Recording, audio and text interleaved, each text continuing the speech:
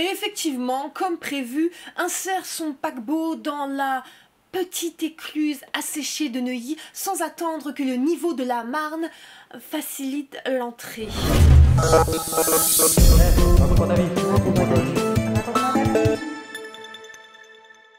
Hello mes petits RPTvistes et bienvenue dans ce nouvel RMTV spécial Date claqué. Oui, donc déjà je sais très bien ce que vous êtes en train de vous dire. Vous êtes en train de vous dire mais pourquoi diable je porte ce type de fossile alors que je suis habillée comme ça? Comment vous expliquer? Donc j'étais en train de faire un maquillage nude, donc je tentais des trucs avec du matériel non adapté comme j'ai l'habitude de faire, et je suis passée devant mes fossiles AliExpress et là la tentation démoniaque s'est emparée de moi et malheureusement j'ai glissé, chef. Je me sens comme Ivankov dans One Piece. J'arrête de raconter ma vie, on se retrouve avec 3 histoires de date claqué. Que des histoires de nana. C'est dommage, j'aurais bien aimé avoir quelques témoignages de mecs sur les fourberies de leurs scapines. Il faut croire que les mecs n'ont que des dates au top ou alors pas de date du tout et j'opte plutôt sur la deuxième option. En revenons à nos amoureuses déçues. Toutes les histoires sont en anonyme. J'ai changé les prénoms, évidemment. Et je vais vous demander en commentaire de m'écrire le prénom du mec que vous avez trouvé le plus goujat. En d'autres termes, le mec le plus éclataxe de tous ces dates claqués. Vous me mettez son doux prénom. Lâchez-vous, qu'on se marre.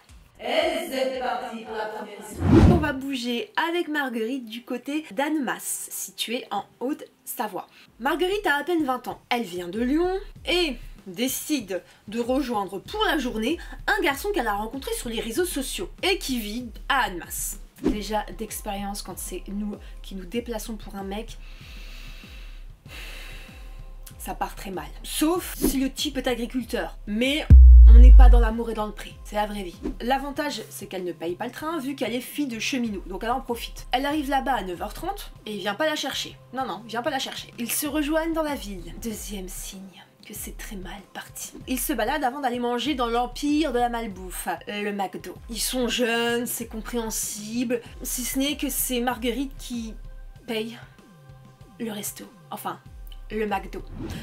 Troisième signe que c'est mal parti. Alors, vous allez me demander pourquoi c'est mal parti. Bon, là, manifestement, le type ne s'implique pas. C'est elle qui se déplace, il ne vient pas la chercher à la gare. Ils vont au McDo et elle l'invite.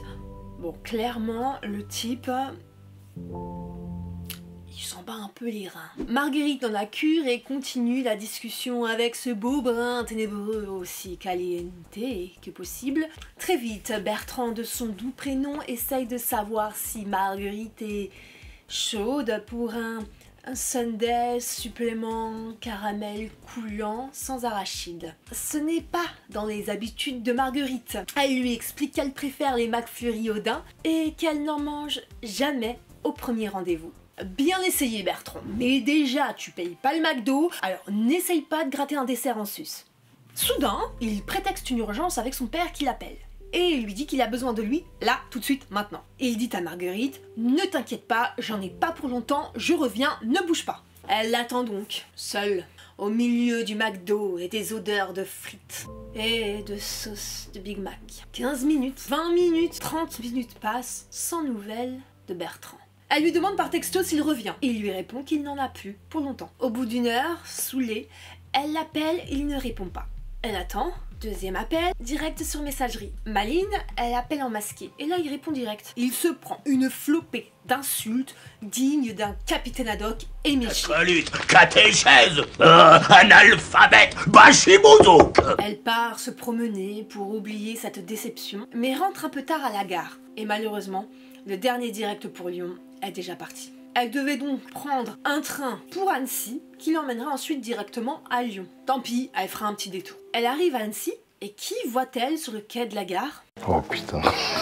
ce cher Bertrand qui s'est repris une flopée d'insultes. Sauf que là, c'était plus du morsaille que du capitaine Haddock. Espèce de petite salope que t'es. L'histoire ne nous dit pas ce que Bertrand était parti faire à Annecy. Peut-être que vous avez une piste. On va te faire tapiner au bois de Boulogne. N'hésitez pas à nous partager vos théories en commentaire. Même les gars veulent pas te baiser, espèce de grosse merde que t'es, va. C'est fait pour ça. Culé, va. Et si cette histoire vous a plu, on n'hésite pas à s'abonner. Ça fait toujours plaisir et on va pas se mentir, ça m'aiderait. Donc on quitte les montagnes pour rejoindre le plat parisien avec une histoire un peu plus croustibate. On rejoint Capucine qui s'enjaille dans une grosse soirée dans une boîte avant le Covid. Donc là, je vous parle d'un temps que les moins de 20 ans ne peuvent pas connaître et c'est fort dommage. Vous avez raté. Enfin, peut-être que vous avez connu, mais vous ne connaîtrez jamais ce que nous, on a connu. Les boîtes avec cette odeur de clope là qui restait incrustée après dans la peau pendant des jours et des jours. Ces boîtes où il faisait super chaud, où on suffoquait, mais où la fumée de cigarette permettait de ne pas sentir les effluves corporels. Et c'était le seul avantage de la clope en boîte. Capucine est un peu timide. Elle remarque ce mec, nimbé de lumière artificielle, grand, brun, ténébreux, avec une bouche dont les contours invitent au désir fougueux et passionné. Elle se dit qu'elle n'a aucune chance avec lui, mais ne peut s'empêcher de lui jeter des regards appuyés. Elle quitte son groupe pour procéder à la vidange avant une nouvelle tournée, et au sortir du cabinet, elle sent qu'on lui retient le bras. Elle se retourne et sa surprise est totale lorsqu'elle tombe au fond des yeux de ce beau brun digne d'un catalogue 3 suisse. Incroyable. Il lui dit qu'il l'a repérée, qu'il la trouve très jolie et qu'il aimerait faire plus ample connaissance. Ils finissent par quitter la boîte ensemble. Prendre un tacos c'est un taxi, ce n'est pas au tacos. Prendre un tacos qui les arrêtera près de la station Pont de Rungis, dédicace à ceux qui savent qu'il y a le Métropolis là-bas, et dédicace à ceux qui se rappellent de la boîte du Pont de Rungis avant le Métropolis, dédicace à mon daron du coup, près de laquelle ils prendront une merveilleuse chambre dans un hôtel sans étoiles, Formule 1. Le décor vend du rêve, on est d'accord. Entre-temps, la pression, la passion était un peu retombée. Capucine était passée de bouillante à légèrement tiède. Et Gildas, nous l'appellerons ainsi, sûr de son physique ravageur, n'était pas du genre à s'encombrer de préliminaires. La seule vision de sa plastique parfaite devait suffire à provoquer des tsunamis sous-culottales auprès de ses partenaires féminines. Or, ce n'était pas aussi évident que ça. Le désir féminin est beaucoup plus complexe. De plus, la bosse assez imposante de son caleçon n'augurait pas des plaisirs délicats. En d'autres termes, il était monté comme un poney de compétition. Et le gourdin entre ses jambes aussi long que large devenait dès lors un instrument de torture moyenâgeux. Capucine, en découvrant l'attirail d'Attila partant en guerre, s'imaginait déjà grimacer de douleur sous les coups de rein puissants et vigoureux de ce bel étalon fougueux des steppes d'Arménie. Lui, très sûr de lui, la place sous lui, je pense qu'il devait luire aussi, peut-être qu'il y avait de l'huile sur lui. Et effectivement, comme prévu, insère son paquebot dans la petite écluse asséchée de Neuilly sans attendre que le niveau de la Marne facilite l'entrée. Capucine retient sa respiration, lève les yeux au ciel et se persuade que tout va bien se passer. Si l'accouchement sans péri peut s'avérer périlleux, dites-vous que l'expérience avec Gildas pouvait s'en approcher. La nuit se passe dans la douleur et le plaisir, et le lendemain matin, ils vont au McDo. Alors là, je pense que si vous voulez que votre date soit pourrie, allez là-bas. Vraiment, ça fait déjà 2 histoires, on parle du McDo, je pense que c'est un signe. Date pourrave, McDo.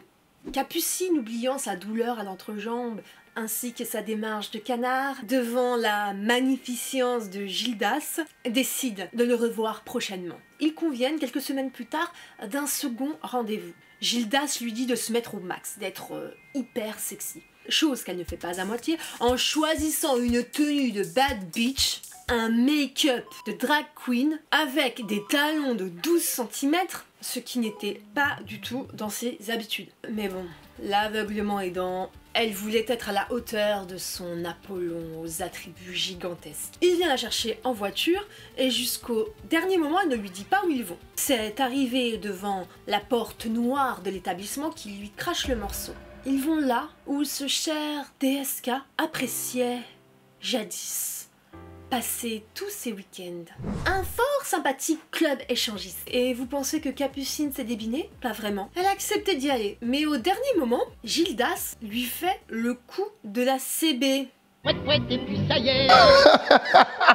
Bonne poire, Capucine règle les 40 € de l'entrée. Alors, petite parenthèse, on va mettre les choses au point. C'est celui qui invite qui paye.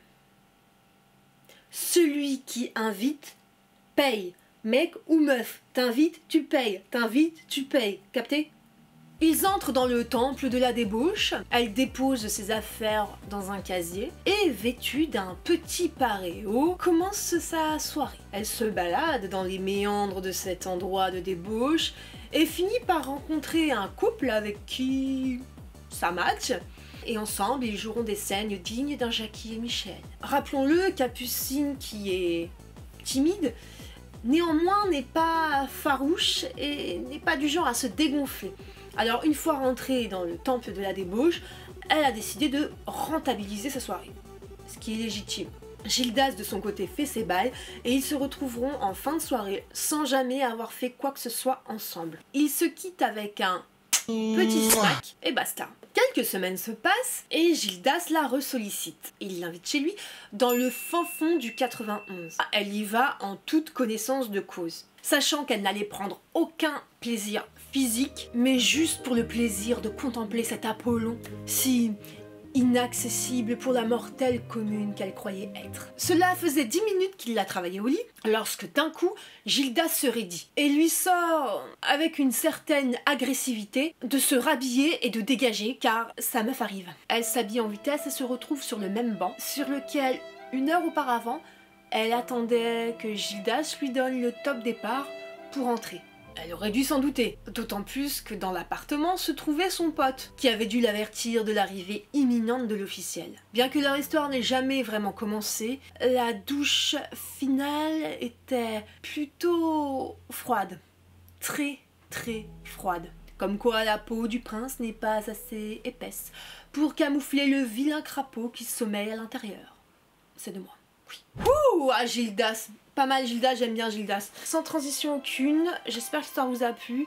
On passe à l'histoire de Mélissa. Elle l'a publiée sur Nurshi de Date claqué sur Facebook. Je sais que Mélissa a changé le nom du protagoniste de l'histoire. Moi, je rechange le nom du protagoniste. Voilà, donc ce ne sera pas le même prénom. Donc ne vous étonnez pas. Si jamais vous avez lu l'histoire sur Nurshi de Date claqué, le mien n'aura pas le même prénom. C'est parti pour l'histoire de Mélissa. C'était un 17 février.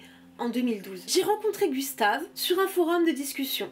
Nous étions plusieurs à échanger régulièrement. Pendant 6 mois, on fait des sorties, on se marre bien, des amitiés secrètes. Gustave me tourne autour pendant plusieurs mois. Il est sympa, marrant, divorcé, un enfant, garde alternée. Moi aussi. On commence à se voir 2, 3 fois, juste tous les deux, en dehors du groupe.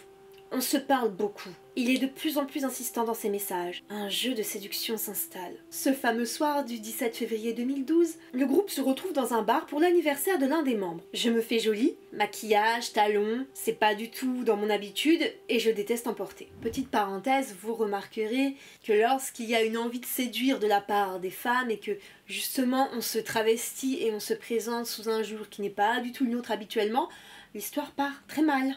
L'histoire est souvent foireuse. Stéphane Edouard sort de mon corps, mais quand même, hein, vous verrez. Rappelez-vous vos histoires pourries et essayez de voir à quel moment ça a foiré. Et changez. Né en schlag. On teste, vous avez rien à perdre. Le mec qui reste, c'est l'homme de votre vie. C'est tout. Tournée de Morito. Comme j'avais déjà beaucoup trop bu la veille, je décide de ne pas trop en boire ce soir-là. Après le bar, on enchaîne dans un resto. Tout se passe bien. Bonne ambiance. À 1 h du mat, Gustave se propose de me raccompagner chez moi. Je lui dis non. On va chez toi. À savoir que Gustave habitait dans les fameux immeubles choux à Créteil. Je suis fan d'architecture. Ces immeubles m'ont toujours intriguée, je voulais savoir comment c'était à l'intérieur. Oui, c'était vraiment la principale raison. Lol. Gustave gare sa voiture dans le parking, devant son immeuble, je sors impressionnée par la vue de l'immeuble. Et là, en sortant de sa voiture, je trébuche sur le rebord du trottoir et tombe par terre. Impossible de me relever. La douleur est trop forte. Gustave m'aide tant bien que mal, me positionne dans sa voiture, direction les urgences. Je pleure de douleur. Arrivé aux urgences, il se démène pour que je voie un médecin rapidement. Après plusieurs examens, le verdict tombe. J'ai une fracture de la malléole interne. Ma cheville doit être plâtrée. Pendant les 2 heures aux urgences, Gustave sera aux petits soins pour moi, gentil et rassurant. Une fois plâtré, il me ramène chez moi, m'installe dans mon lit, m'embrasse et me promet de revenir me voir. Une semaine se passe. Toujours pas de visite de Gustave. On échange beaucoup par SMS. On s'appelle, il prend vite fait de mes nouvelles mais est trop occupé. Son boulot, son môme. Pour passer chez moi. Visite de contrôle à l'hôpital pour ma cheville. Le médecin m'annonce que je dois me faire opérer d'urgence car ma fracture se résorbe pas vraiment comme il faut. 14 points de suture, plus une plaque en métal, 4 vis dans la cheville. Je reste une semaine à l'hôpital. Tous les membres du groupe m'envoient des messages, des fleurs, ou passent me voir. Tous, sauf Gustave. Il ne prend plus mes appels, ne répond plus à mes messages. J'insiste car je ne comprends pas son comportement. Au bout de 15 jours, il finit par m'écrire « Désolé, j'ai une phobie des gens malades, je préfère qu'on en reste là. » Vous connaissez l'expression « j'aurais mieux fait de me casser une jambe » Eh bien, c'est littéralement ce qui m'est arrivé. Mais quel enculé ce Gustave! Mais qui fait ça?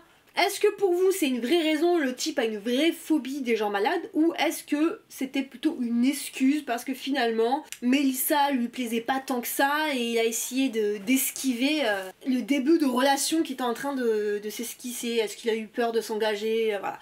Donc je suis extrêmement curieuse d'avoir votre avis en commentaire, n'hésitez pas à vous lâcher. N'oubliez pas, vous mettez en commentaire le prénom du mec que vous avez trouvé le plus Gouja. Pour moi c'est Gildas. Sur ce, bah écoutez, je vous fais d'énormes bisous, on se retrouve enfin et à fond bientôt. Prenez soin de vous et surtout, cœur sur vous. Et me jugez pas trop pour mes fossiles s'il vous plaît, merci.